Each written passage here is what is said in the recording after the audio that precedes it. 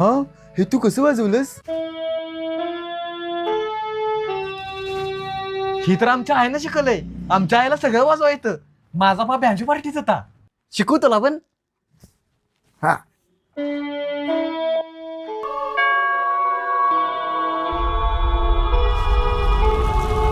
हा, निशा थांब तू इथंच, मी आलो जंगलातनं जाऊन.